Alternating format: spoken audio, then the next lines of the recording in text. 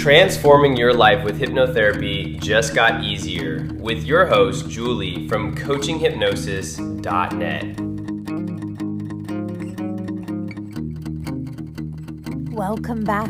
Yesterday we explored the feeling of losing yourself. Today, the journey continues through a labyrinth of medical dead ends, alternative therapies, and the desperate search for clarity.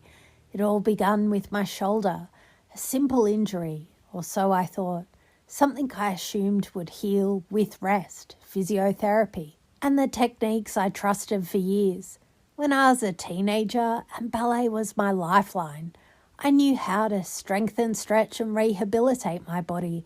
If I wanted to improve my ballet, I'd even do Pilates in point shoes, every muscle engaged, every alignment refined. Usually, injuries responded. Usually, I recovered. But this shoulder, it refused to improve. Anti-inflammatories didn't help. Physiotherapy, even targeted exercises didn't help. Pilates, ballet modifications, careful strengthening. Nothing. It was like my body had forgotten how to heal itself. Frustrated and desperate, I bounced from one alternative to the next. Acupuncture recommended by a friend, a highly rated chiropractor, massage places offering suspiciously cheap fixes. Back to the doctor, x-ray nothing, ultrasound nothing, more blood tests, more scans, dead ends everywhere. At one point, someone suggested iridology. Ever been to an iridologist? They examine your eyes, sometimes your tongue, to read your health. What they don't tell you is that originally the philosophy assumed everyone with blue eyes was perfectly healthy. Brown eyes, evidence of a lifetime of toxins. I'm the only one in my family with brown eyes, dark, slightly lighter than some, but still brown. I remember sitting there feeling judged by my own genetics. Old expression, don't kick a dog when it's down. Iridology felt like that. Naturopaths also practice it.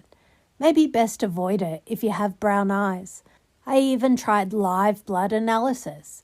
Fascinating to watch your blood under a microscope in real time, but blood outside the body is not the same as inside. Still, at that point, I was willing to try anything because nothing else was working. Finally, as you know, I found a doctor who was truly thorough. He had an O-meter, a device that measures blood oxygen and pulse, not energy as some claimed. Some tests, more samples, even storing them in my fridge to drive to labs.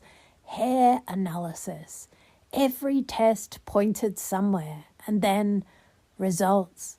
Relief so profound it made me cry. A doctor who discovered what was wrong. After all those dead ends, finally an answer. Heavy metal toxicity.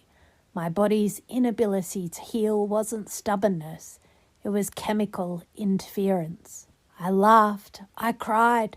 I smiled through a tidal wave of overwhelming gratitude. His life's work had changed mine, and it made me realize how difficult it is for people, especially those exposed to toxic environments or facing invisible illnesses, to be truly heard and diagnosed.